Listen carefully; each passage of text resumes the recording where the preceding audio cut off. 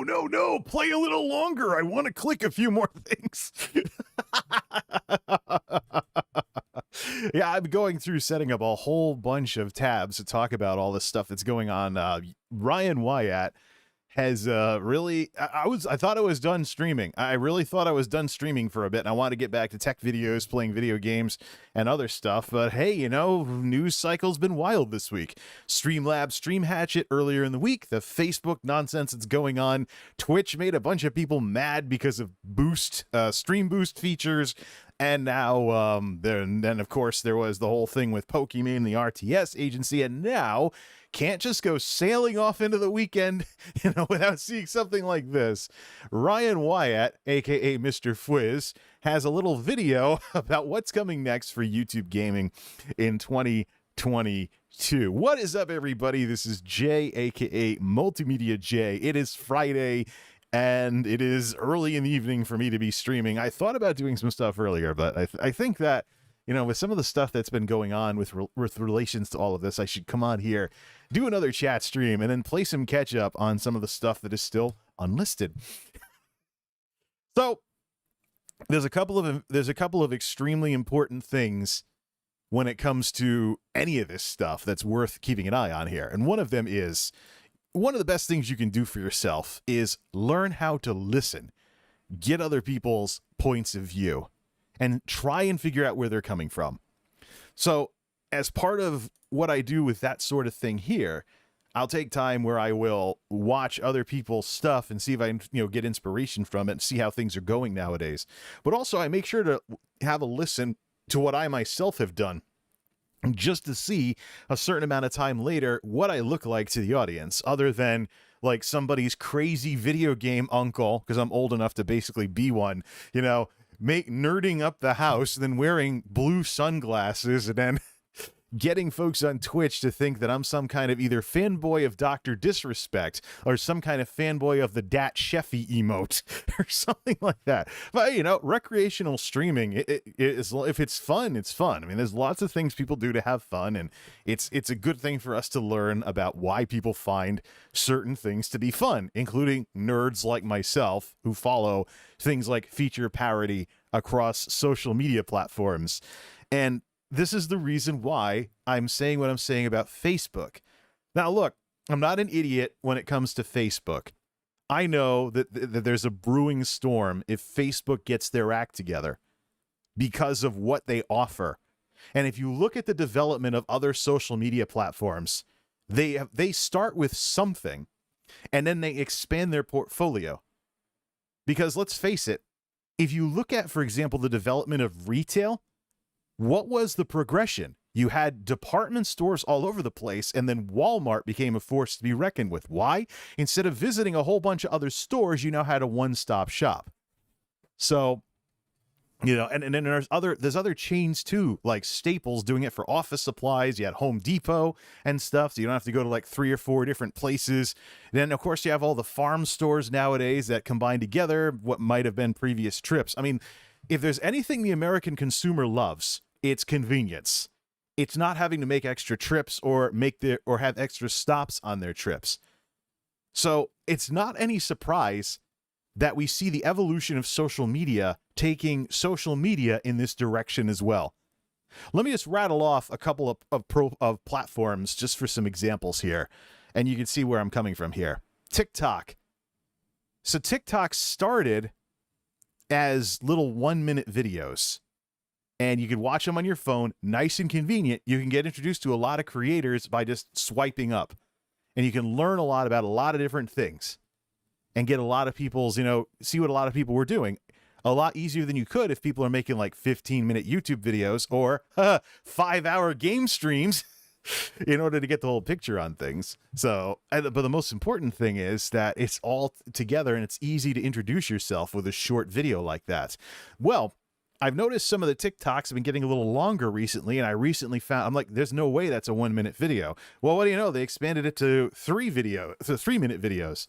Keep in mind, Douyin TikTok, the China and international version of the platform, is basically what it is at this point. It's a relatively new phenomenon. So if they expand, if they expand, then I would not be surprised. But we got to see that happen first. I don't know. You don't want to have a situation like with Twitch where you turn into like Blockbuster Video with one thing that works and you emphasize it and you kind of ride the horse till it drops. Speaking of which, Twitch streams. They have the infrastructure to expand into video, and I wouldn't have a problem with Twitch being like a good gaming video site, because if you compare it to YouTube with the current problems with the out of control mid-roll ads, they sell their ads in fixed blocks. And also there's a couple of features from YouTube that you'll find with uploads and watching videos after the fact on Twitch. But who watches videos after the fact on Twitch? Let's see, YouTube. Oh, that should be an obvious one. Video stuff. But the expansion categories for YouTube include live streaming, with both attempts at a Twitch competitor in the past couple of years. There's also text updates now through the community tabs, and the community tab has actually been worked on so that now you can upload pictures in chunks. The issue that I have with pictures on a YouTube community post is you cannot expand them or something. So this is the same problem I have with Instagram.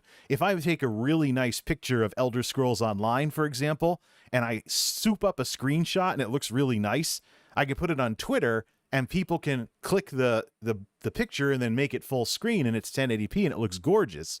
You don't get that on Instagram. It's like phones first. There is no real way to make things bigger there. And then the same thing too with YouTube as well. So there is picture functionality, but it's just not as refined as somewhere else.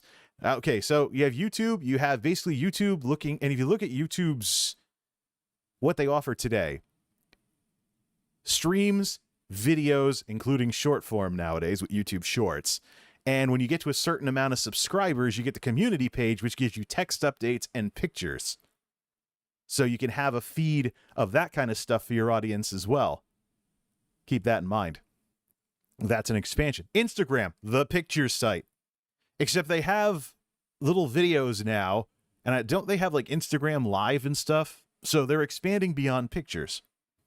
Twitter. When Twitter first came into existence, it was referred to as microblogging, and some of us were like, why would I write a little tiny blog post when I can write a full-size blog post? But the tweet, or text update, as we know it, has taken on a life of its own. But Twitter has picture support, and it's pretty decent, too. Actually, I'm more likely to put an ESO souped-up screenshot on Twitter than I am on Instagram, because people can click on it and make it 1080p on their big screens because it's not phone specific. Also, video. I mean, Twitter video used to look pretty awful, but there's been some upgrades since then. So you see over and over and over again across across platform after platform after platform, they're expanding their portfolio and giving the folks who post on them more and more things to send to their audiences. We're not talking about YouTubers or streamers as much these days, as much as we're talking about expanding towards letting people be all across the board influencers. And folks, I think we know money is involved in this as well. Now, this afternoon, I went to go get my car worked on, and it's interesting that here I am, Mr. Nerd, following this type of stuff. Technology, video games, the flashier side of technology, and all this other good stuff. And here's a guy, he plays a couple of video games, really likes Star Wars, and is a bit of a nerd himself, working the register at a gas station where, the garage is working on my car. And, we end up talking about the evolution of social media, but even he gets what's going on here. What these platforms are offering is more and more stuff in one place. So even if you post to multiple platforms, you still have an audience that can get a lot of things at once. But one of the things we talked about is the thing we talked about last night, the night before, with the barbarians at the gate, as traditional media starts to make these streaming platforms at these streaming services at the $5 a month mark. And I started talking, I'm like, look, you spend $5 a month on a Twitch streamer versus spending $5 a month on a YouTube membership versus Paramount Plus or something like that. I forgot if that's one of the services doing that. And he's like, yeah, you get more for your money. And I'm like, exactly. So this guy picked on it just like that. So you don't have to be a big nerd to figure out what's going on here. And now we get to Facebook. So previously we talked in the regarding the Q3 2021 quarterlies from Streamlabs Stream Hatchet that YouTube and Facebook are roughly the same size in terms of audience and hours watched. However, an important thing you got to remember with any kind of data science, numbers are arcane and synthetic. You have to know what goes into them. And so the details are incredibly important, and I give Streamlabs and Stream Hatchet a big thumbs up for including that very critical detail, that one of the reasons why Facebook has gotten about as big... Did I get a notification for this stream? Nope. Maybe inside the app, but not buzzing the phone. We shall see. So one of the things that's going on here is YouTube... no. Darn it, distracted myself. Should I just rewind the stream replay to see what I was talking about? Anyways, yeah, so Facebook is what it is because they did that classic business move of looking for other markets to expand and the competition isn't already there. So yes, the watch hours is the same, but it's because Facebook is exploring opportunities where YouTube and Twitch don't have giant presences yet. And, well, perfectly valid. It's something that businesses sometimes do when they have a competitor who's already more established somewhere else than they are. Very serious. But anyways, if Facebook ever got their stuff together, though, what would they offer? I mean, right now, it's kind of like, and this is how I was explaining it this afternoon, it's like two setups and platforms that are slightly pulled apart from each other, but not completely separated yet. Kind of like a foot in, both scenes. The old way of doing things in the MySpace era, which I often call the personal e-shrine. You use your real name, your page is for your friends and your family only. You're not building some kind of persona or trying to be an influencer in any way, shape, or form. You just, share updates and pictures with your friends and family. Small time stuff. Nice, easy, recreational social media. And then you have what Facebook Gaming has.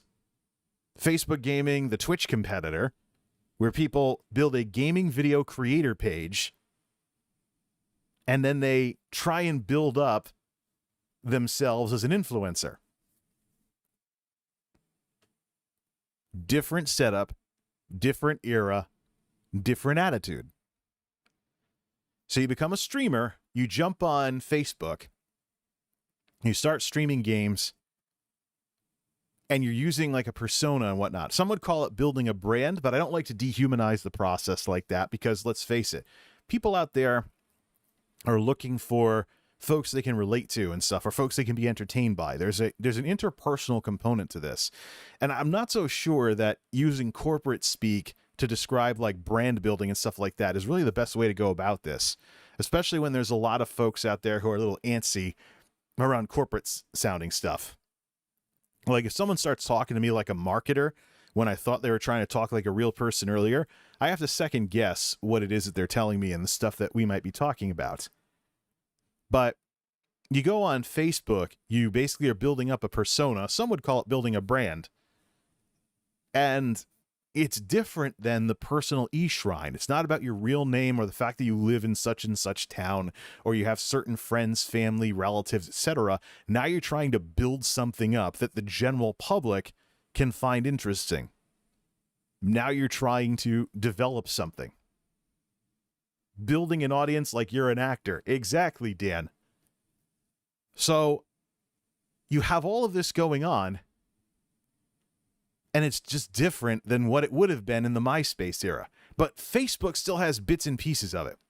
Now, my concern with getting involved in the Facebook streaming scene, even as an audience member, is privacy. Because knowing a few things about cybersecurity, if you go to a Facebook stream, I've gone into a couple of streams. I haven't checked recently, but maybe they fixed it by now, hopefully. They got to fix it before they can really start taking off. But drinks at the ready. If you go onto Facebook, you watch a stream, you'll notice in the chat you've got real names and sometimes pictures and stuff. Here's my concern. Some rando in the chat doesn't like you. They want to do something bad to you, so they start searching for you on Facebook. You're like, oh, well, you can't mouse over and show the details. Yeah, but they can search for your name and match your profile pictures. That's the thing. There needs to be separate profiles at the minimum for the general public part of Facebook and the part of Facebook you use to keep in touch with grandma. That's the joke. You know, that's the joke and stuff like that. But I actually know of some Twitch streamers who would love to go to Facebook Gaming and try it out, or multi-stream if they're not in the affiliate program. I've talked to some Twitch streamers who would be like, yeah, I'd try Facebook or multi-stream to it if only there wasn't the problem with the real names. I don't want my audience to feel like their privacy is being compromised. And true, I mean, that's kind of the outdated component of it, is the whole real names thing. I mean, it's one thing if, let's try and think up a random name. Apologies if anybody has this screen name somewhere. It's one thing if you're watching someone play Warzone and Buffalo Steak 25796 thinks you don't know how to play. And you're like, haha, whatever. But you go to Facebook Gaming and suddenly, oh, that's Joe so-and-so, the stump grinder from Utah that thinks I can't play Warzone correctly. So, it's like, I suppose you could probably get around it a bit by talking like they do on the radio and television, like saying Joe from such and such town or something like that, and not saying the full name of the person or whatever. But it's just, there's just too much. I think there's too much personal information in the Facebook streaming scene for it not to be a risk to people getting involved, even as, you know, people watching the streams. So basically, if you have the tech background and you're worried about security, you can watch a Facebook streamer, but you don't want to be in the chat. Yeah. So now here's the problem. Okay, so you don't want to be in the chat because you think it's going to be a privacy issue. That just eliminated one of the big things that draws people to live streams, is being part of the live audience. So yeah, well, I don't want people to know my real name or be able to search for me based on my profile picture and stuff like that, even if I have and stuff like that. So I got to shut up and not say anything in chat. Okay, there goes one of the core components of a live stream. So, I mean, Facebook has some major issues they have to work out with the design, as well as the relative obsolescence of the old school social media that's been in there since they were a competitor to MySpace in the 2000s. But if they got that sorted out, we talked about all those platforms earlier and how most of them are expanding their portfolios of what they offer to people. If Facebook gets this right, Facebook will offer streaming, videos, pictures with albums, and text updates. Stuff you have to go to several different platforms nowadays to set up as a streaming presence, as a streaming persona, or building your brand or whatever. Let's rewind before YouTube really started cranking up what they have for streamers. Trying to, like, back in the days when if you tried streaming on YouTube, you had to hit start stream twice. I'm glad they fixed that.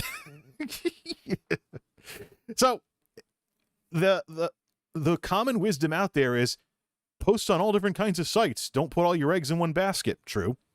But even if Facebook had the Omni Media portal, you still could do that because every platform has their own internal audiences. There's going to be people on Facebook that don't like YouTube or Twitch and vice versa and da-da-da. So, but here's the thing. Facebook would be an Omni Media giant if it ran like YouTube does. If they got their organizational issues together. If they set the design, fixed all their problems, they'd be a real serious force to be reckoned with, especially with the user base they already have that can become your audience. Now, here's something else to consider. Going back like 20 years at this point, yeah, I'm old, but I remember learning a few things about web design. And I even went to an R&D building. Hey, Logan, what's going on? Yes, the really negative reputation right now anyways, but you would be surprised how quickly people get over stuff. You have to work to keep the anger alive with these kinds of boycotting movements and stuff like that. And also, don't forget, everybody on the internet who is sounding off on something is what is basically a low-hanging fruit. For every one of us, there's lots of people that just use the platform and don't care. So it's, yeah, for every one of us, there's plenty of people out there who use the platform, don't care, and they're not going to say anything. The same thing is true with if you tick someone off and whatnot. The people who are actually offended at you and say it on the internet, for every one of them, there's a whole bunch of people who just silently walk away. Dan, I feel like Facebook Gaming should be on another site. Yes, I talk about Facebook getting broken up because, quite frankly, it is two different products. You have something that is more akin to social media nowadays, and you also have something that's akin to social media in the last decade and even the one before. What I would do is I'd make it so you could easily tunnel between the two or link the two together, but your credentials change. So, you can have your personal stuff on your personal page, but when you got involved in a Facebook stream, it changed over to what you want to be known as in that environment, and that's what showed, so that you wouldn't have the privacy risk of someone trying to look you up if they didn't like you. Some weirdo out there in the Facebook chat mouses over you and maybe takes a screenie and then goes trying to search for you or something like that because they don't like you. So, and then they could possibly get where you live, where you work. It's just too much of a risk. So that's really the issue here. With that kind of setup is just the design is old. I mean, this real names thing, this worked in the 2000s when you were competing with MySpace, which was mass-produced personal web pages, essentially, with a couple extra things like the music player and the other stuff. It doesn't work when you're talking about something that, by design, is going to be shown to the general public and you have no idea who's watching, especially if it allows for people to watch without even being signed in. So yeah, you want to protect your privacy. You don't want a dated platform showing your real name and stuff. And you know what the sad part is? People actually, they behave like they're on IRC behind a pseudonym, even when they have their real name, where they live, and where they work in their mouse over data. They'll still be going crazy in comments and stuff like that on posts. And I'm like, oh, cool. So let me see here. Oh, this is great. People don't really know how to use this stuff. They just don't understand how they just don't understand how easily they make themselves look bad. Like, oh, look, so-and-so's mad at me on some Facebook comment section. Oh, it's Joe so-and-so from 3 towns over, and there's where they live, and there's where they work. And, oh, I guess I'll never get a job at that company because they hire people that are completely off their rocker. And then that company wonders why they have a talent shortage. Labor market is so terrible. No, your employees are making you look crazy on the internet. This is why corporate America is rolling out social media policies, even for personal accounts.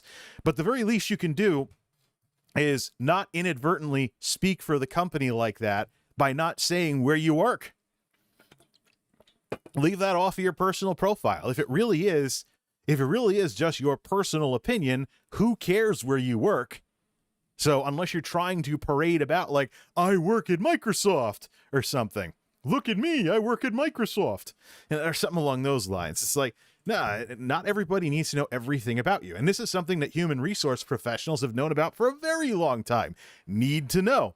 Some information is need to know, and not everybody needs to know. And we're not just talking about confidential stuff and legally protected stuff and things like that. We're also talking about, like, not damaging the morale of a team because you're going around blabbering about some like not medical, but some kind of personal trait or whatever that one of your associates has. It's just and corporate America has much to gain from being tenacious like that and stuff like that. But yeah, so Facebook would be a force to be reckoned with. And right now, from the growth they've had with hours watched, they're toe-to-toe with YouTube, while YouTube has been going in the other direction. And we talked about knowing what's in your numbers. Another thing that popped up in the quarterlies, like we mentioned earlier, is that a lot of YouTube's activity is going to big creators, which we know a lot of them are those they've bought through those exclusivity deals, and major esports events. So where does that leave room for the little guy?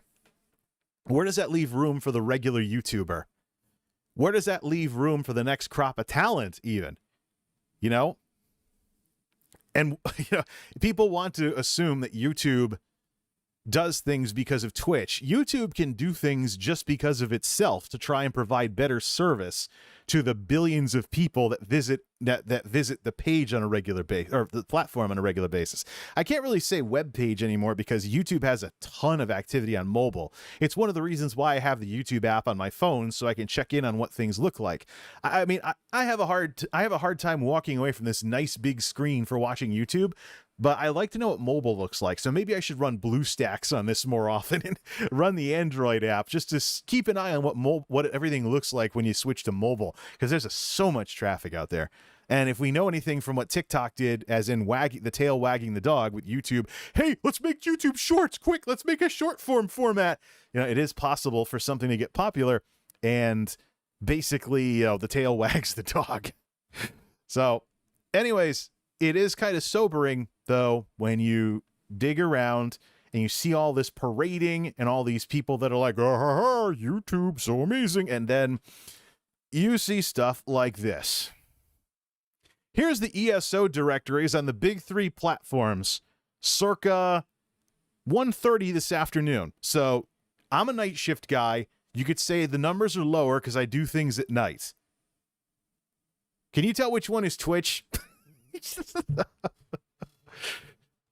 is the difference in the size of the platforms right here. Same game, but who's live? These are the live tabs in all three of them. And this is all the UI and things along those lines. So, here we go. Give me a pointer. Click. Here's Twitch. And it makes you wonder, people talk about discoverability. Do you have problems with discoverability? Why do you have those problems? So in one case, you're kind of in the crowd and you can't stick out. And the other is, well, who's looking in the actual game directories to find new streamers to watch on YouTube? This is an auto-generated page, auto-generated by YouTube. You cannot link this or share it because it's auto-generated. I actually sent this as feedback to some of the YouTube folks. I'm like, give us the ability to, put this in our channels we like page or something like that on our pages. Give us the ability to do that. But here it is. This is ESO, Elder Scrolls Online. Now, I could switch to a bigger, more popular game like World of Warcraft, but all that would change is the numbers. So here's Twitch. I can recognize Lucky Ghost's logo, even though I had to shrink everything down just to give you an idea of all of this. And they had an ad for Adobe at the time, stuff like that. Over on YouTube, though, you had like 2 folks from Russia doing PvP and 1 person doing a reaction with 12 concurrents. So I can tell you Lucky Ghost often gets 4-digit concurrence over on Twitch. And in Facebook, nothing. Worldwide, all languages, nothing. And that's something you run into with the other two, is that I went to the live thing on purpose because I want to see what this looks like. I went to the live tab on these things on purpose. Then don't forget YouTube over here is live worldwide. This is all they had. I went to the live tab on purpose because I wanted to simulate the behavior of somebody who does things the Twitch way when they go over to YouTube. Now, we mentioned earlier, Twitch is basically YouTube, or YouTube is basically Twitch in reverse when it comes to streaming. With the UI that exists nowadays, Twitch is a place where you want to watch streams first, and you go looking for a streamer in these wonderfully populated directories. And I had to zoom. If I didn't have this zoomed in, you'd only see like 2 or 3 of these rows. But, I'm getting ahead of myself. Hold on a second. The last thing that Facebook would offer, before I forget, because I have a bit of a problem with, I don't have notes or anything. This is all impromptu. So you probably have seen it with some of the things I've talked about here. Facebook. If they had all of that stuff available in a one-stop shop, what do you eliminate versus the old setup circa 2019 where somebody streams on Twitch, makes videos on YouTube, takes pictures and puts them on Instagram, and does text updates on Twitter? 4 platforms. You're skipping all the clicking around, having to bug people to check out your other social medias, and all the things that, people that, quite frankly, just want to kick back, relax, and be entertained or informed by you, whatever, don't want to do. I took a trip as part of, my business core in college out to an R&D building for web design, place that was making the website for a large financial company in this area. We've got a couple of those. It's the Northeast. Boston, Hartford, New York, and Providence have some money flowing between them all. Now, I posted on Twitter and my community page the old song from Varsity Blues, Every Little Thing Counts. I used to play that because I was very intense like that when it came to competition. Like, yeah, every little thing counts. And that is absolutely, it's true. Markets create winners and losers. Competition creates winners and losers. And sometimes it's something really small and really stupid that differentiates the winner from the losers. Every little thing counts. Let me just give you an idea here. Web design. Financial company was bragging about how they did things better than their competition. One of the ways they did things better was by having a vertical menu on their web page instead of a horizontal menu. Why? It takes less time because we read from left to right. So you can read a little of all the options and then fully read one word of what you're going to click on to go to the next, to go to what you want from them. Versus if you read across the top on the competitor's website, you read it like a sentence and spend more time getting to what you want to click on because you're reading whole words instead of it's a word that begins with like S or something for a savings account. So you skip everything that doesn't begin with S as you go down the list. And so vertical lists actually made it more convenient for people to easily find what they wanted when they came to the website and not get bounced off of it. So less bounce type stuff like that. Oh, it's not just a thing with like the bounce rate from a Twitch streamer having pre-rolls on their streams. It's a thing with regular web design as well. It's a stupid little detail like that that spelled the difference between this company bragging about it in their R&D tour and their competitors. Now, things have changed since then. I'm sure their competitors figured it out and eventually had to come up with something else to stay ahead. But it's little differences like that make the difference. Every little thing counts. That's why that song is the song that I posted before going live on my community tab and something else. You want to rock out to it? Go right ahead. It's kind of a cool little thing I've been doing with the streams lately, is trying to find a theme song for them and posting a tweet and a community post with them beforehand. So anyways, little details.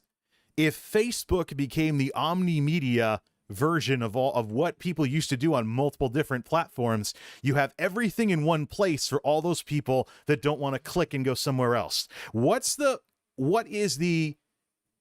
common wisdom from the whole Twitch tuber era about growing your stream on Twitch via making YouTube videos? Go to YouTube, make videos that get passed around by the algorithm and get introduced to people. They're also shorter too, so it's easier to not lose people when their first impression of you isn't a 6-hour-long stream. So you go to YouTube, you make the videos, and then hope that your audience goes back to Twitch for your Twitch stream. Now imagine if everything was in one place. That's one of the things, and that's one of the reasons why YouTube works a little differently than Twitch does streaming-wise. On Twitch, you look for streamers, you want to watch streamers and you look for a streamer. So first what, then who. I want to watch a stream, what. I go looking for a streamer, the who.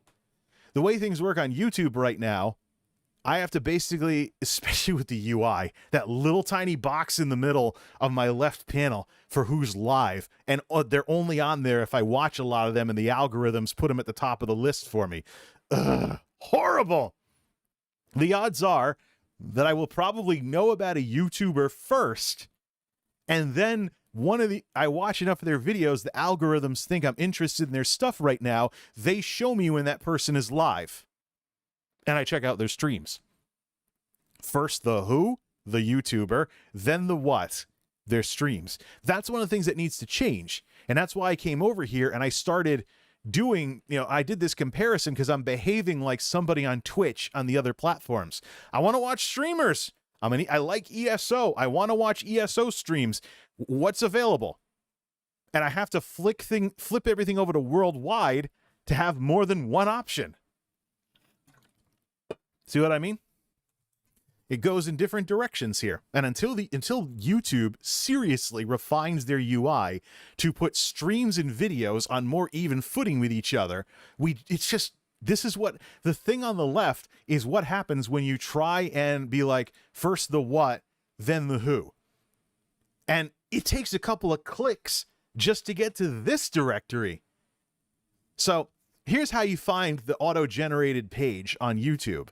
You type in the name of the game you want to watch, and because if it's registered in their system, it'll pop up on the left side, on the right side. It'll be a big box in the upper right corner. You click the title of that, and that brings you to the auto-generated directory. A few too many clicks. I mean, you can bookmark this and see who's live, but that requires people to do some stuff in advance. So this is people that have already, I mean, I've been subscribed with the bell on ESO for quite some time, and I'm not really seeing it in terms of notifications on my bell. Plus, I got to find out what exactly does YouTube define as a bell notification. Gonna need the full camera for this one. The phone's still here, right? Yep, good. So here's the thing.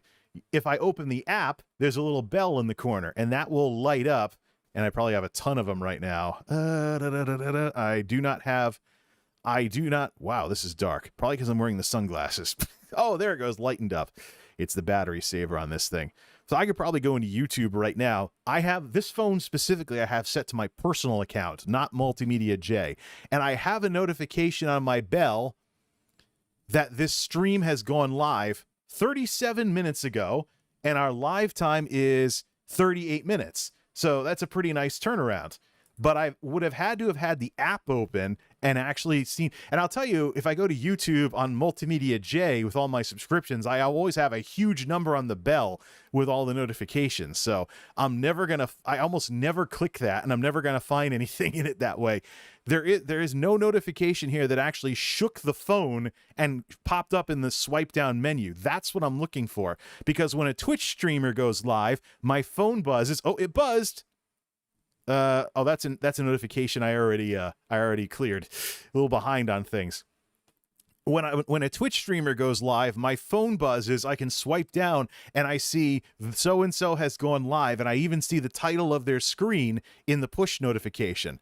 So it's a little terminology thing YouTube needs to work out about, the error I'm seeing in Creator Studio that not all notifications were sent, and that is exclusive to streams. That is not the case with videos. But even when we talk about videos and stuff, in terms of people not knowing when my stuff appears unless the algorithm shows them, the internal bell on YouTube is not the same as a push notification to a phone. So, whoops. Don't want to knock that router over. I have to reflash the thing for another access point for my home network to better support all the smart devices. Trying to spread the traffic out because I think there's too much on one AP a lot of the times, and that's why my lights keep glitching out. So anyways, yeah, let's back to our little comparison picture here. But what this also represents is the difference in the size of the platforms in terms of watch time. And don't forget, that's like worldwide and stuff. So it may be there used to be an internet cartoon of something like that called Red versus Blue, but it might be a red-blue showdown right now. But both red and blue are way smaller than purple. So let's see here. Let's see. Sometimes I have to train the algorithm for things I want. Well, the problem is that YouTube gives you the illusion of choice with the subscription system until you ring the bell and set it to all notifications, because otherwise you're just saying, "Hey, algorithm, I'm interested now. Show me stuff later," and then it stops showing you stuff because you do research on something and it thinks your interests have changed. So, I mean, there have been times when I've been surprised when I stumbled upon a video of someone I liked watching and wanted to watch, but I hadn't been seeing their stuff for like months or even years. So, yeah, it's one of the reasons not to be too bummed out by, low view counts and stuff these days. It literally could be a technical problem, and a lot of times it is. So, anyways, here's the ESO directories for all three of the major platforms here. But don't forget, the difference between red and blue and purple is a factor of over 5 times the hours watched. Of course, a lot of that gets gobbled up by a difference in hours streamed. Let me pop open the Excel to get the ratio for that from those numbers that I keep an eye on. Streamlabs Quarterly's Cruncher. And I got the rest of that working last time. Let me just quick check the numbers here. So Twitch versus YouTube. See, Twitch's streamed versus YouTube streamed is 26 times the amount of streamers. Okay. Yeah, so, or hours streamed, excuse me. So, hours watched, Twitch is a little over 5 times the size of YouTube. Hours streamed, Twitch is a little over 26.5 times the size of YouTube. So I got to wonder about that. I mean, if there's a lot of small streamers getting angry and threatening to quit the platform over stream boosting, over paid stream boost, I gotta wonder if this is some kind of cloak and dagger move to unsaturate the platform, because that's exactly what Twitch needs in order to try and do something about that horrendously awful audience ratio that they traditionally have.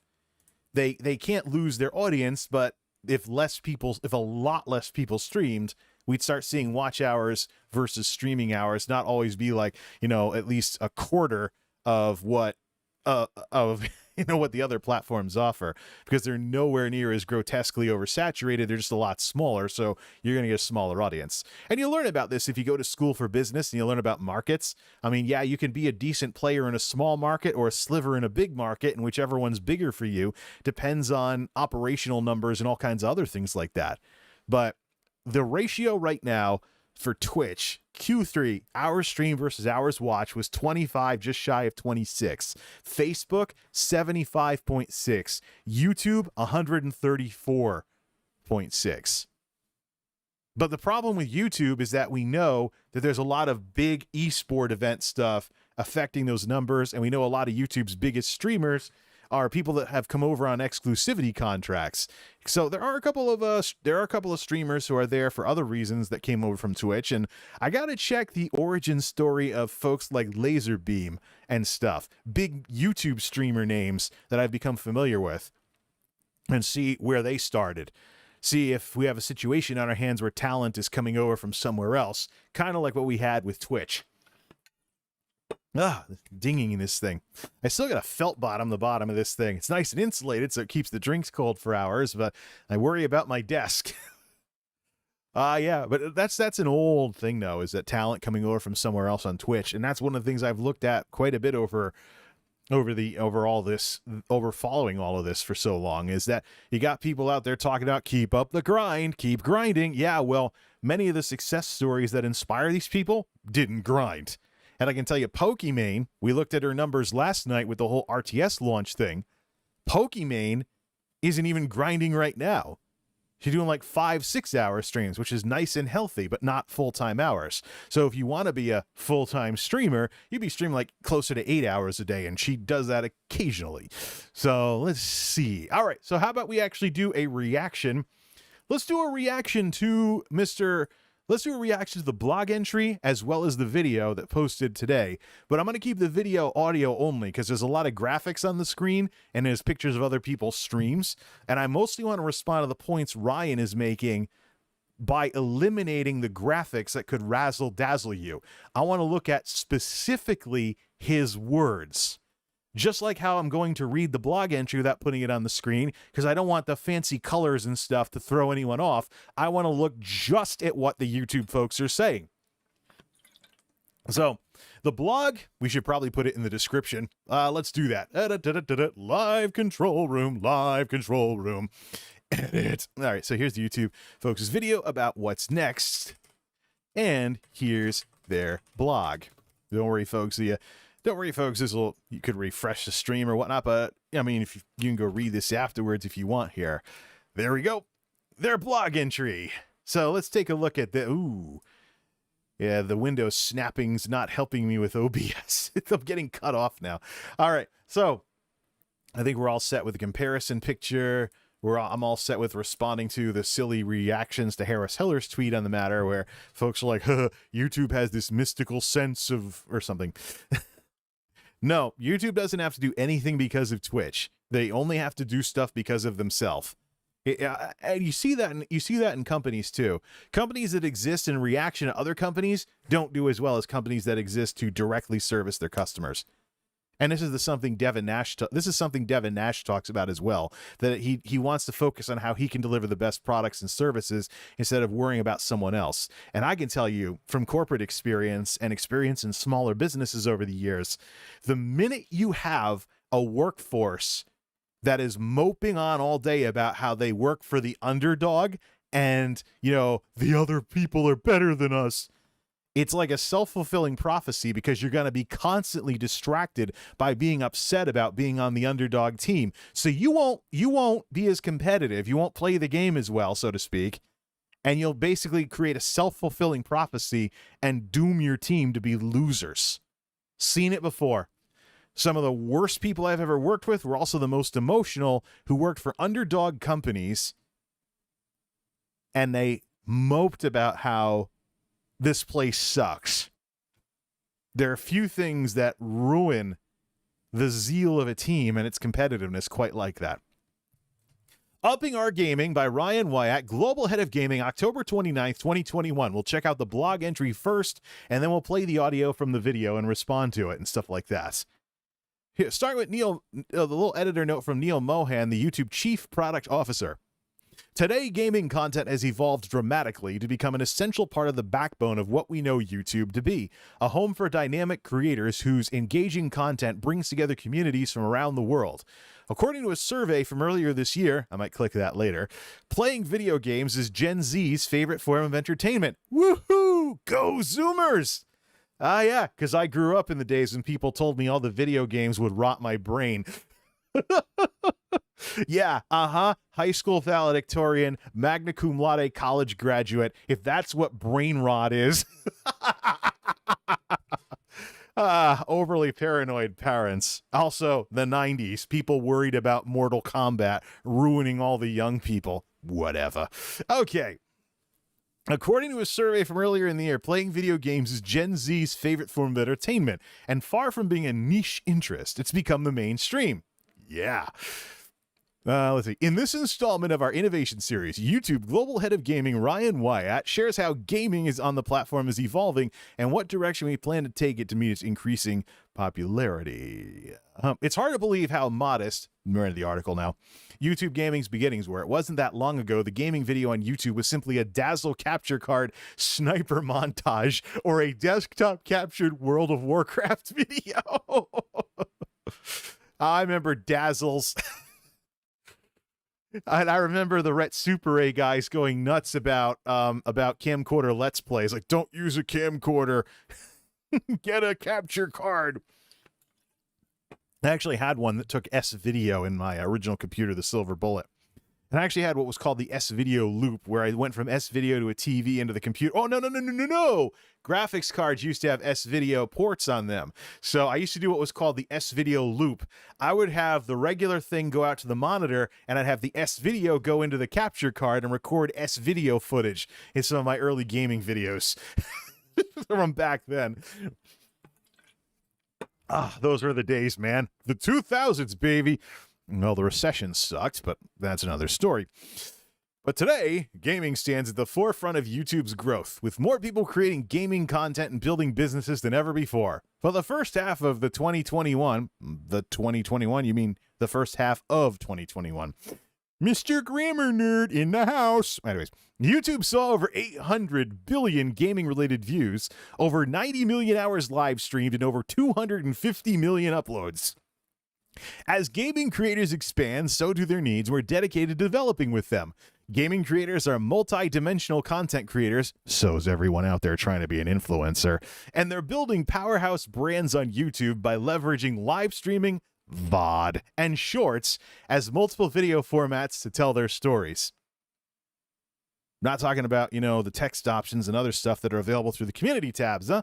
Probably because it's a little rougher than what Facebook would give you. That's one of the reasons why, it's not like I'm going to go barreling off to Facebook. I like YouTube, and I think it has the best overall package for someone wanting to get into this kind of stuff. Out of everybody, Twitch included, due to no emphasis on concurrence on the streaming side. So you're not sabotaging yourself when you're brand new to streaming like you would when you're trying to get your 3 concurrence for Twitch affiliate. No. Do it on YouTube, find out what works, then take it to Twitch when you're not starting from square one, get your 3 concurrents and go. Instead of soft banning yourself nonstop by streaming when you don't have 3 concurrents on Twitch. A little issue caused by how their thing works. I'm getting so burned by this light mode. I'm going to get a tan at the rate I'm going. What I like, though, is that they're using VOD in its proper context, not like what Twitch culture has done, where VOD is a noun for videos. So VOD means video on demand. It's an adjective. It describes something. It's not like Twitch VODs, which the reason why I make it I have an inside joke about this crap is because on YouTube, what the Twitch folks call VODs have been called videos for decades now. So a little cultural thing here with the platforms. And, YouTube's got a good thing going. It doesn't need to, chase after anybody else. Just make things better for its own folks, and the rest will all take care of itself. Anyways, so gaming creators building powerhouse brands on YouTube by leveraging live streaming, VOD, and shorts as multiple video formats to tell their stories. And they probably have an Instagram page for pictures and a Twitter for text updates. I don't know. I think Twitter should be the sort of thing that creators should be looking to drop, given the culture of trolling that exists. Just use the community page when you hit the subscriber requirement, which I think has recently been dropped down to 600. YouTube's bringing down the requirements for a lot of these features that formerly required 1,000 subs. So, and don't forget, subs on YouTube for you Twitch people is someone clicked a button sometime anywhere in your channel's existence. So, let's see here. If you want a number to keep an eye on in terms of how your audience size is doing, look at the number of people in your analytics who have clicked the bell. So that way they're saying, I want to watch this guy, or this person, I should say. I want to watch this person's stuff, and I don't want the algorithms not showing me it. So subscribe, like, and ring the bell. Woo! They're also all right, back to the article. They're also early product adopters utilizing different monetization features in more ways than ever. From ad revenue to paid digital goods like Super Thanks, they need to do a better job explaining what that is, that allow creators to deepen connections with their fans and viewers. Yeah, on that thing with Super Thanks. Super Thanks is one of the supers. It's basically donos for videos. Super Thanks is the YouTube feature that finally closes the monetization loophole. That was one of the reasons why people went off to Twitch a couple of years ago, because they became YouTube partners. They wanted to make money off of making videos on YouTube, and the ad rates kept dropping until it was gated, of course. But another thing too is they found out, they can get just ad revenue on YouTube, or they can go over to Twitch and get bits, subs, cheers, the whole 9 yards. And so YouTube, of course, had to respond to that, of course, as people liked it. And here it is today, under the supers category: super chat, super stickers, super thanks. See, anyways, the problem is I don't think a lot of people who aren't nerding it out on YouTube know what super thanks actually is, or that it's basically donos for videos. So if you like, tipping people who really entertain you on streams, you could do it on videos now through the super thanks button. So that's something that YouTube needs to advertise a little more, because Super Thanks just looks like part of a catalog of YouTube stuff. It's the sort of thing where people can't relate to it if they're already used to this feature existing somewhere outside of YouTube. All right. 10 ways to monetize ads, YouTube Premium, which of course, you get a bit of that when the premium folks visit your videos. Ads, of course, uncontrolled mid-rolls. That has to be reined in a bit. Super stickers, super thanks, memberships, which, could be better than Twitch subs because you're getting more for the X amount per month. Merch, ticketing, brand connect, and funds like the shorts fund and stuff like that, which is YouTube's kind of like, YouTube has something to try and make up for the lack of monetization on shorts by having a shorts fund, and sometimes shorts fund things are rewarded to people who make shorts, stuff like that. Okay, next up, how we're listening to gaming creators. YouTube distinguished itself by having live VOD, with no S, and shorts all in one place, but there are other things we can do to keep creators at the center of our business. To start, they inspire some of our best ideas. We regularly host creator product feedback sessions so creators can directly dialogue with our product teams. This two-way collaboration enables YouTube to share designs, gather feedback, and better understand creator needs. In fact, these sessions have shaped new features like membership, milestone chats, live control room, which is what you use when you stream on here, unless you'd use the OBS thing, which I'm sticking with live control room for now. I would have the same thing going on Twitch. I keep the dashboard open over there because some things in OBS don't work unless you have the dashboard open in a browser. This partnership has delivered helpful insights for making live streaming more engaging, from OBS integration to live chat polling. Valkyrae, a top female global streamer and the Game Awards Content Creator of the Year for 2020, has been one of these pivotal voices speaking on behalf of creator needs. When she came over to YouTube to live stream exclusively on the platform, she stressed the importance of having a sub-only chat feature to better the live chat experience for both her and her fans. Yeah, it also makes a good anti-spam thing because robots like to, come and go and stuff like that. So that's why I have sub and be subbed for at least 10 minutes before taking part in chat. It's an anti-spam bot thing. Same thing's over on Twitch. If you go over on Twitch, it would be like follow for at least 10 minutes. I saw a lot of streamers do that, and I think that's kind of fine and whatnot. So you might not even notice it, if you're engrossed enough in what people are saying or doing here. All right, so let's see. What other creator feedback helped develop Clips, a feature that lets viewers share the best moments from their creators' live streams. You can clip videos too, by the way. We also worked closely with Courage and other YouTube creators to make sure the product worked in a way that would feel helpful for the entire gaming community. And creators are just as important after a product launches, as their feedback from using the product regularly helps us better understand how we can improve it further.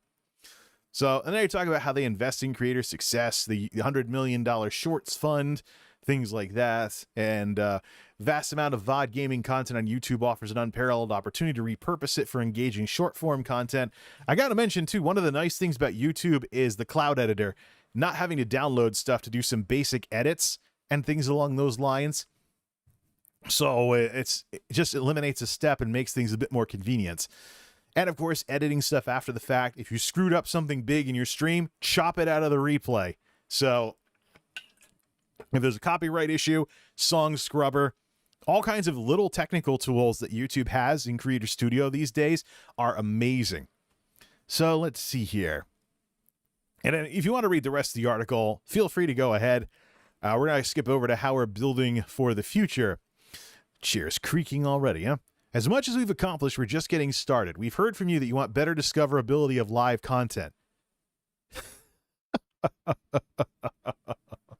Control-Shift-T. Control-Shift-T.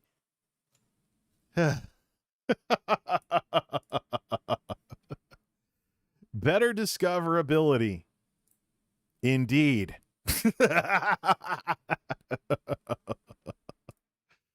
All right, where were we here? Yeah. Let's see. It also would help with the videos too, by the way.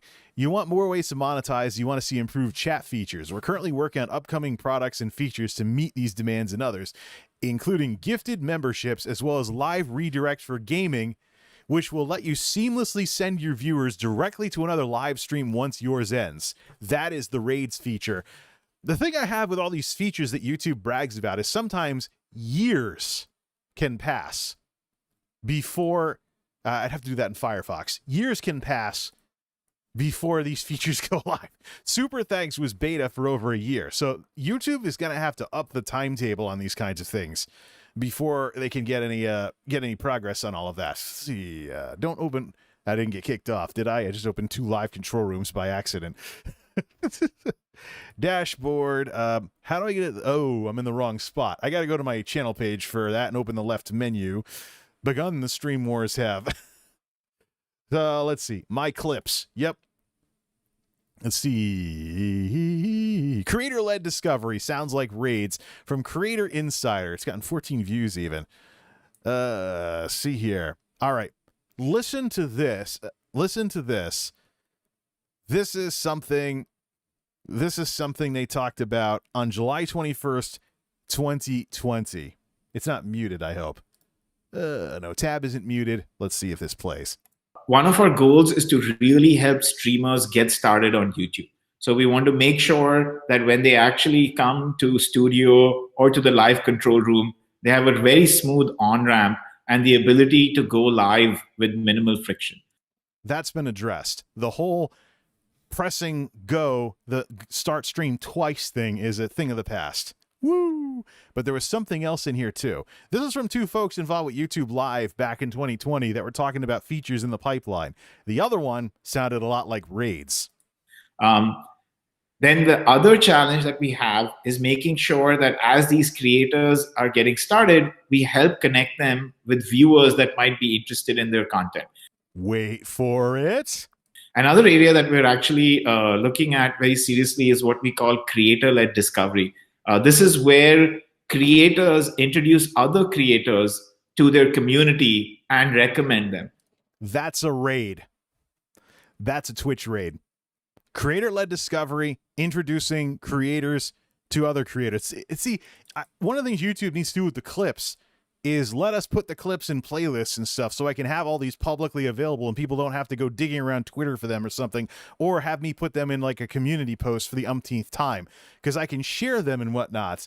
But this is a clip from a video called The Future of Live from a YouTube product manager with about 35,000 views from July 31st of 2020. So the idea of a raids feature or something similar on YouTube has been in the pipeline for over a year now.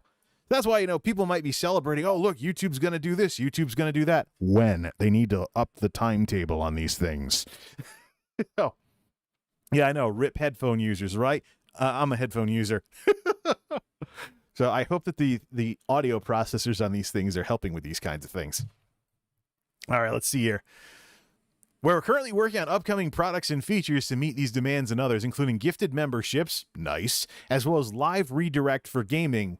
Live redirect already exists, but it sends your audience from your stream to a video you're going to premiere. You need to be able to pick something to send people to, including a live stream from another person.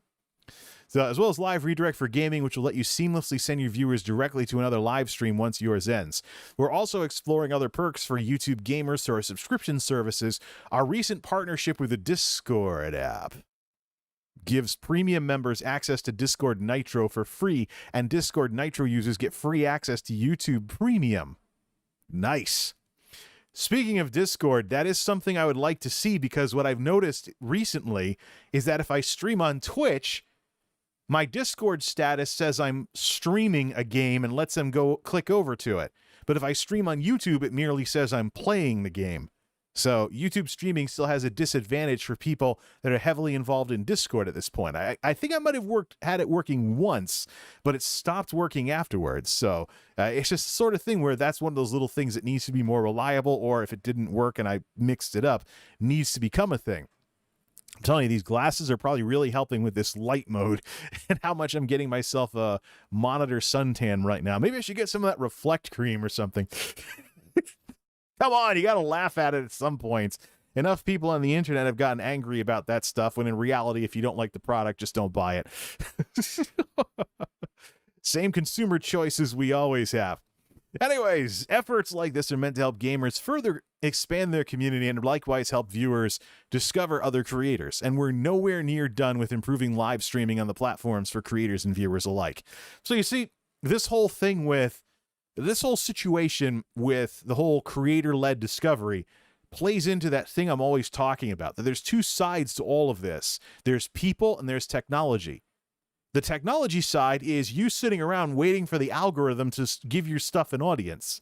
The problem is YouTube's own folks on the Creator Insider channel have come out and they've said the algorithm is there to recommend videos to viewers based on their interests, not necessarily to make sure your video specifically finds an audience.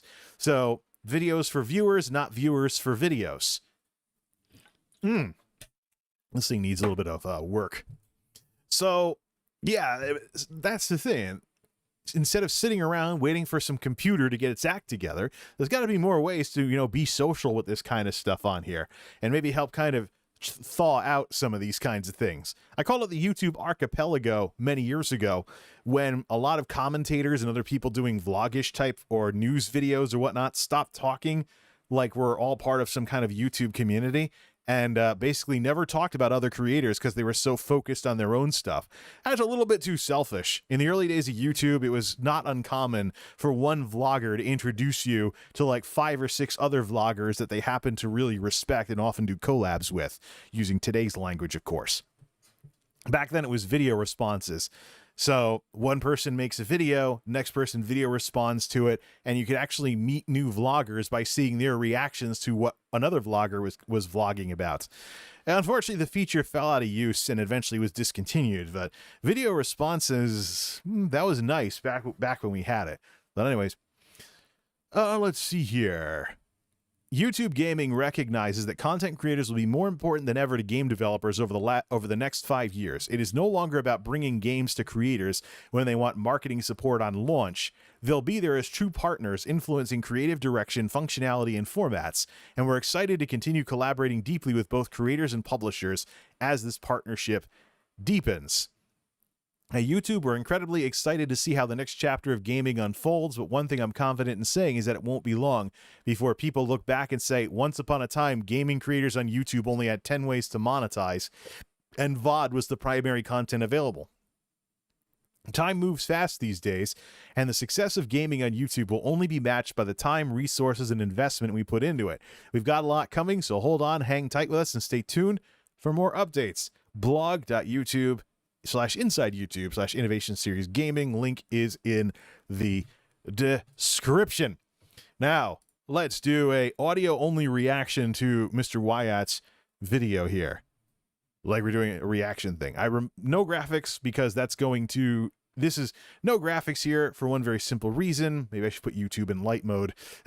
No graphics for one very specific reason, that it shows a lot of other people's streams, and I want to focus specifically on what he's saying, not the razzle dazzle of the presentation. Let's begin here. We should probably unmute this thing. I muted this is Chrome. We're back to Chrome now, so I didn't want something to play and make a lot of noise earlier. All right, let's do this. I muted Chrome on. I double muted Chrome on Ear Trumpet for the same reason. Let's try this for a third time's the charm. That's better. Hello everyone, I'm Ryan Wyatt and I'm the head of gaming here at YouTube. I've almost been now at YouTube running the gaming team for about 7 years, and I couldn't be more excited for what we've got in store for next year. I think far and away it'll be YouTube gaming's biggest year next year. I'm really excited to kind of share with you in this video what we've been up to, how the past year has gone, also to give you some stuff to look forward to as well. We had 40 million active gaming channels. Holy crap, this guy knows how to edit. Or whoever's working for him knows how to edit. Hard to really stop and kind of react to these kinds of things. 40 million active gaming channels and stuff. So good to know when you hear someone say their name out loud so you don't mispronounce it in a podcasty thing like this. The background music I recognize from the YouTube audio library. As a matter of fact, Slink is the last artist that they use here, and the song's called Call the Shots. It has a lot of video game sound effects in it. That's one of the reasons why I've used it on some game streams before as well. So let's see. There's a lot of things here going on with all this. Hey, we're going to do this. Hey, we're going to do this. And I saw this and I was like, yeah, because Facebook is flexing its muscle a little. They've closed the gap watch hours wise. But even if they did it by going to other kinds of markets and stuff, still, it's a numbers thing. In 2020 alone, we did 100 billion hours of watch time across gaming content, and that just blows my mind, to be honest. In the first, this is straight out of the Twitch playbook. Twitch folks would brag about certain statistics as well, but the thing is, when you know the numbers the other platforms have, you know the difference in the numbers. So 100 billion. I think it's a couple 100 billion over on Twitch. So remember, Twitch is bigger streaming wise, even if they're smaller overall. They're very, very good at one specific thing. They're probably the most specialist social media platform in existence right now. Unless there's something else that's a better example of that. And I'm all ears if someone finds one. Half of this year alone, we saw 800 billion gaming related video views. Gaming related video view. Oh, you're talking about views again. Oh, he's talking about views. Remember when it was about, oh no, it's not about views anymore. It's about watch hours. Finally, I knew that someone would say something nice about views again one of these years. Over 90 million hours of live stream content, yep, and 250 million gaming videos uploaded. One thing that we've been talking about at YouTube Gaming is we got to figure out how we continue to make ourselves unique from everybody else. So here's the thing. The issue I have with his video here is he's doing the rapid fire responses and editing everything together so much. He's making himself look like he drank about 50 coffees before turning on the camera. I mean, this is the kind of meta style YouTube video. And I can't say that with Facebook doing their meta thing now, can I? Okay, but multimedia meta. There we go. This is the kind of way that YouTube videos go nowadays. Throw in some music and just bam, bam, bam, bam, bam, jump cut, jump cut, jump cut, jump cut, jump cut. It sort of makes you look more wound up than you actually are. So we have really anchored around 3 pieces of video content formats. Oh, wait. The video is 5 minutes and 19 seconds long. 5 minutes is a very, very very popular length for YouTube videos. If you want views, a lot of people on average will watch about 5 minutes at a time in every video they go to. And there are channels that do incredibly well by making videos as close to 5 minutes as possible. Plus, if you make 5-minute videos, it's too short for mid-rolls, so you never have to worry about where the mid-rolls are placed and if the robots put way too many of them in a video that's not big enough where they'll actually make sense. Like watching like a 20-minute video with like 3 or 4 ad breaks. Come on now. VOD, obviously bread and butter. VOD. Good. Please make sure you say VOD and not VODs, because YouTube has had videos for over 15 years now. I'm such a nerd with that nonsense. We're going to continue to make moves there and do things. YouTube Shorts, we think is going to be instrumental to the gaming category. And oh, and by the way, YouTube Shorts are closer to the original format of TikTok than TikTok is now. Now that TikTok has like the 3-minute limit, kind of like how Twitter used to be super short, now it's long enough to write a paragraph. A little bit less of what it originally was known for. I seriously wonder if YouTube Shorts might have potential by staying at the 1-minute mark for vertical videos. And then last, live streams. I think, live streaming is certainly always a hot topic in the community. Lastly, we're continuing to just, make sure we have more monetization tools for creators. So we now have 10 different ways that creators can monetize. We're going to be able to enable more of those into the future too. This is like the Cliff Note version of the blog entry. It's probably more worth it to read the blog entry for all the details than this quick this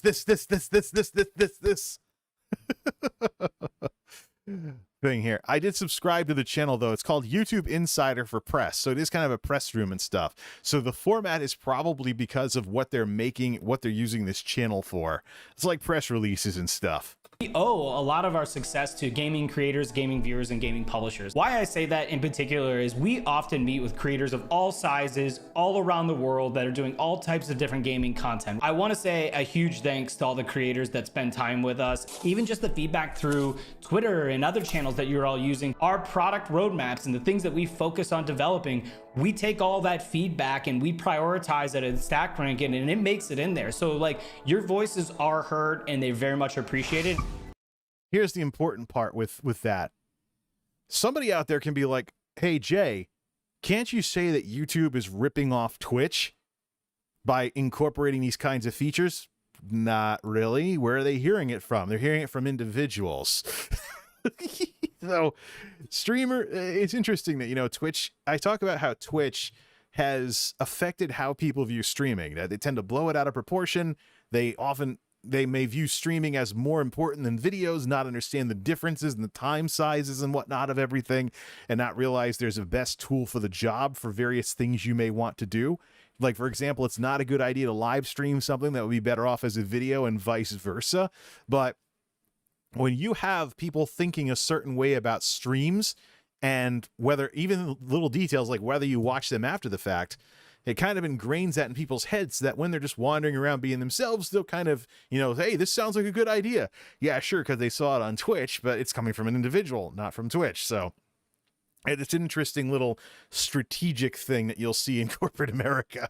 It's all part of the whole thing with pretext you often see when reading corporate press releases and stuff like that. Creators are the backbone of YouTube gaming, and it's really important for us to make this a focal point. We recently launched the $100 million YouTube Shorts Fund. That obviously applies to all verticals. We're going to want to continue to spend more time and energy on how we can make it easier for you to get video content into YouTube Shorts. And it's good to see like really compelling creator stories come out. Jake Feldman, his shorts surpassed 440 million views in September alone. People are finding incredible success in this video format, and it's a new format for creators to lean into. Something else that used to be a feature on YouTube many years ago that I think a lot of people would like, especially if they're subscribing to a variety channel that does lots of stuff. You used to be able to subscribe to individual playlists. Now, some of the channels that are featured in this video for YouTube Shorts are doing their shorts on a separate channel because of issues that their audience has with shorts being mixed in with the regular videos. That no longer is relevant if people can like pick a series to subscribe to or something like that instead of the channel subscription or something. I think it might overcomplicate things, and that's why they don't have it anymore. But it would be cool though if there are ways for people to follow specific types of videos if they had a channel, if they had a variety, if they're dealing with a variety channel. because there used to be, as much as people are like, we'll just put stuff on another channel, there used to be creators about 10 years ago that had like 7 or 8 YouTube channels. Literally every time they developed a new interest, they made a new YouTube channel. And the thing is, when it comes to small creators developing into developing a presence with this stuff, you have a situation on your hands where you're dividing and conquering yourself with your progression to YouTube partner by having multiple channels. So what are you going to do? You're going to, what? Have one channel all the way up until you get partnered and then split everything out? That's like a bait and switch to your audience. Of course, I'm old-fashioned like that. The YouTube thing for me is kind of like how you want to represent yourself and what interests do you want to put on display. In my case, hardware, PC hardware, gaming, the flashier side of technology, smart lighting, stuff that's going on, numbers here and there to nerd out on. People pretty much know what to expect, and the name reflects that. But it's just this constant feeling like you're pressured to have separate channels. Not so sure that can continue being a thing. I'm also curious if this blurred out bookshelf behind him has books or VHS tapes, but that just could be my age showing. You know, we're investing in live, right? I think that's no surprise as you see the products that we continue to roll out, as you see us do signings with, Dr. Lupo and Tim the Tapman, who moved to YouTube to stream exclusively. And they brought an audience with them. Same with Valkyrie. She had thousands of concurrents when she when she left Twitch. These people are not starting from square one. What's the story of the person who wants to build something up from nothing on YouTube these days? This is a question that has been asked for the last 10 years or so. Tim, in his first month on the platform, had over 21,000 members on his channel already.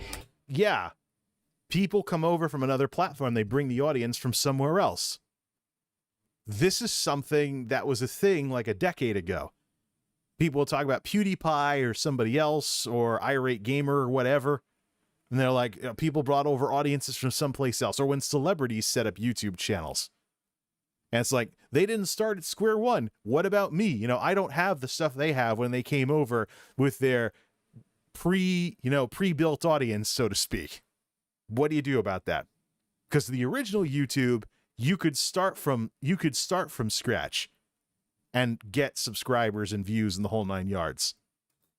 He had 118,000 peak concurrent viewers. It's been great to see what gaming publishers are doing. YouTube, I believe, has really solidified itself as a great place to watch live streaming content. You've got DVR and playback and high quality that we're offering, and then transcoding from day one.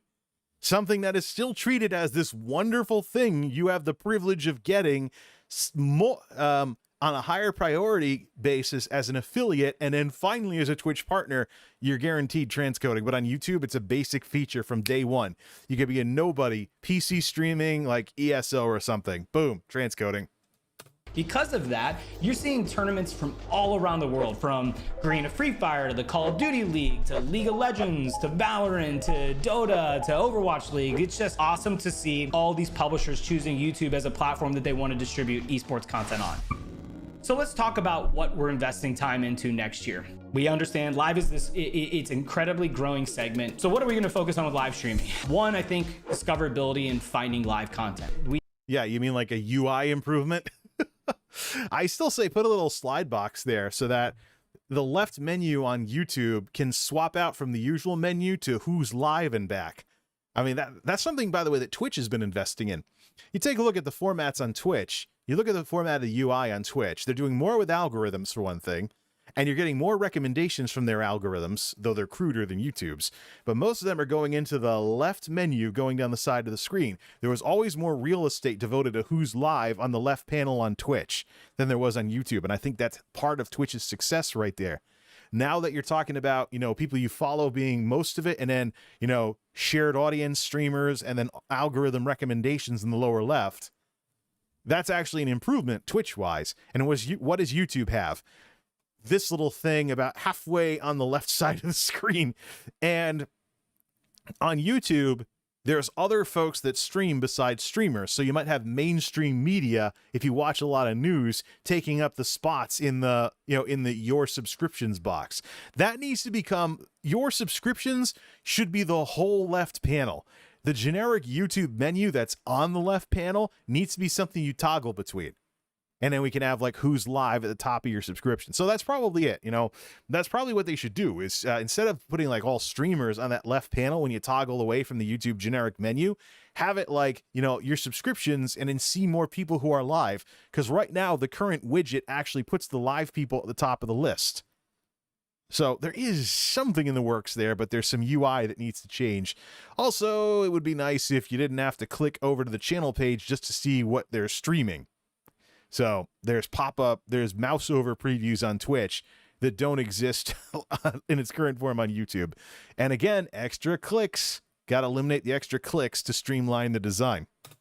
We need to improve how you find live gaming content on the platform and how we better surface it. Another thing is monetization. A lot of you have all asked for a particular product called gifted memberships. Because gifted subs pretty much changed Twitch. So come on now, if YouTube has Oilers, the Oilers gotta be oiling. I'm excited to tell you that it'll be coming out in 2022. When in 2022?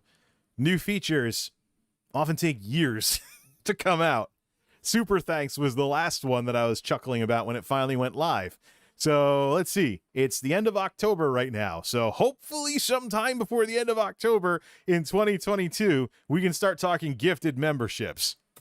Be patient with us as we roll it out in alpha and beta and get it out to everybody. Generally just content creation tools, right? We see this opportunity between VOD, live, and shorts, but we need to figure out how we make that content flow. Like beef up the cloud editor.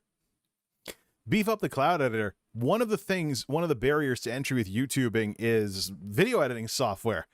Compared to you go on TikTok, you do it all on your phone in the app. I mean, I've actually had problems. I use Corel Video Studio, and I've been having a lot of problems with phantom syllables being put in when I render the video and stuff. But yeah, there is a form of Vegas on Steam that someone can get in the software catalog, but the cloud editor is pretty close to being usable. With some basic transitions, I can imagine people working on YouTube videos 100% through Creator Studio if the right features were added. There's just a couple of features that are keeping, you know, that system from being completely cloud-based and available. Of course, it'd be like, you know, the Google Office programs if YouTube got that working, but wouldn't that be awesome? Not have to worry about, especially if you're on a computer that doesn't have any editing software installed because you went on a trip or something, you know, and yeah. Of course, with how slow the processing can be because of the cloud resources and whatnot, I don't know, but yeah. The YouTube editor is very robust as it is. It's only a couple features away from making regular editing software a little redundant. right now, it's nice that like live streams go to VOD archives and a lot of people are watching VOD content or live. That's because YouTube actually has support for after the fact video. Twitch could do this, but the UI doesn't really lend itself to that. It doesn't really lend itself to that. And plus, people are kind of conditioned to, they go to Twitch because they want to watch streamers. So there would have to be a fundamental change in why people go to Twitch. I would love to see Twitch become a more regular, a more all across the board gaming portal. But the closest they ever came to that was I guess several years ago now, in the mid 2010s, when Twitch allowed uploads, and then they gated it behind Twitch affiliate.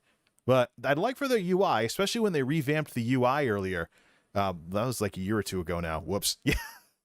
I'd like for Twitch to have better support for uploads. They let you do it when you're an affiliate, but as it stands right now, the only way your uploads get any visibility on your channel page is if you stop streaming for so long, there is no longer a recently streamed VOD available. Live content when it is VOD, but we see this opportunity with clips and people clipping content on how do we make it more discoverable for you on the back end and studio side? How do we? Harris Heller is probably like, oh yeah, baby. This is something he's been saying. Twitch should do this for like years now. I'm sure he really loved. He has to have seen this video by now. He must be like, yeah. I think he saw the Twitter version of it. We make it more discoverable on the YouTube side. How do we allow you to easily and seamlessly take clips and put them into shorts and monetize that content? And Harris Heller, by the way, chill guy, pretty awesome too. And he is also the guy in charge of Stream Beats and the chiptune stuff for Stream Beats. Nice. I originally got the Stream Beats chiptune music to use in gaming streams, but I'm having a hard time not using the themes I'm using as main themes. So I do apologize if anybody out there is annoyed that my stream sounds like a Nintendo for the foreseeable future. We're on top of that. The other thing that we've heard really loud and clear is we recognize that there is a lot more that we can do to go deeper in moderation to allow you to control and create kind of the community and chat interactions that you as a creator want and you as a viewer want to be a part of as a community. The other is just overall chat. We're going to keep working on how we can improve the chat experience. So please keep letting us know what you'd like to see from that. And here's where the Slink music comes in. How can you improve the chat experience? Okay, well, let's rattle off a few things. Be able to use emojis on other channels. Better support for the stuff like Better TTV, which recently expanded to supporting YouTube chat and stuff like that. But I think the thing with the emojis is being able to use emojis on other channels, because that's kind of a quiet form of advertising when people are using cute little emotes in other channels and stuff. Like, for example, Vindalia over on Twitch has a gorgeous little cartoon owl that's like waving and stuff. I've had a hard time, not just using that everywhere I go because it's kind of a cute hello kind of thing. So if YouTube had that, that'd be awesome. Just basically, if you have emojis, they're tied to your account and you take them with you when you go visit other channels, and chat looks a lot less like generic smiley emojis that people criticize YouTube chat for so much. It's a new era really here at YouTube Gaming. It's an incredibly important vertical for this business and to us. It has such a rich history on YouTube. If you think about going back all the way to the Dazzle capture card days and seeing content come up, gaming has truly been a very important part of YouTube's history, and it'll be an important part of YouTube's future, quite frankly. We want to be a world-class gaming product. We want to bring you the best video platform that we possibly can, and we are fully dedicated and committed to doing that. So look, I want to thank everyone for listening. You can also check out the blog post link to find out. There's a little bit more content there. Please continue to provide us feedback on what you want to see, and I promise you we'll continue to keep building for you. Thank you. Slink music in the background. Was it loud enough for the YouTube? Oh, no, it wasn't. There's a new thing that YouTube rolled out that lets folks, YouTube audio library content creators, YouTube audio library contributors get credit when their songs are used in videos. But I've seen so far it only shows up if it's full volume. So being old sometimes is kind of lousy, but it lets you, it lets you get a better perspective on things. But I do think YouTube overall has the best package in terms of getting started and developing stuff, whether it's streams, videos, and whatnot, and also allowing you to develop a healthier attitude towards streaming. Even Facebook, I mean, I was watching some Facebook streams. They still have kind of blah quality. I mean, if I go over there and it caps out at 720/30 because they're not in the level up program yet, that needs to change. But like I said, Facebook, if they got a few things together, would be a force to be reckoned with. And all of this is competition. And as far as I'm concerned, competition is good. You know how many times in years gone by, particularly the early to mid 2010s, you know how many times back then I heard people complain, oh, YouTube's too much of a monopoly. YouTube doesn't have enough competition. YouTube would be much better with competition. Here we are. I can safely say that with the technology that has become mainstream and affordable, like the lights that are available nowadays, the computers, their power efficiency, things like that, I really think that 2020's YouTubing is probably the most fun YouTubing I've ever done. I mean, I had fun in the 2000s, I had fun in the 2010s, but 2020's YouTube, it's fun. And I'm glad to see that there's some passionate leadership in charge over at YouTube Gaming that's going to try and make things even better. And, if things get better for the gaming streaming part of all of this, some of that philosophy can make its way over into the rest of the platform as well. And then Twitch, they'll do their thing. The thing is, though, I'm so tempted to do a lot of gaming streams on YouTube because this stuff has been announced, but it needs to take effect first before it'll actually make things better. So tempting to try to stream, but I don't want to put the cart before the horse. Speaking of horse, I'm getting a little hoarse, despite all the drinks. There's plenty of things I could be doing this weekend. And I also want to catch up on, reviewing the stuff that I've said in the various streams and whatnot, making those go live. And I have a tech video to work on and some ESO to play. After all, it is Friday, October 29th, 2021. Halloween is coming up. Happy Halloween, woo! And of course, with November is the launch of ESO Deadlands, which, because we did so well with the events this month, ESO Deadlands is going to be free DLC for people that already have the game and its expansions. So we got that coming up as well. Darn, no shortage of things to do with the limited free time that I have these days, huh? What's a multimedia nerd to do these days? Thanks for watching, everybody. Till next time, this is MultimediaJay signing off. Thanks for stopping by.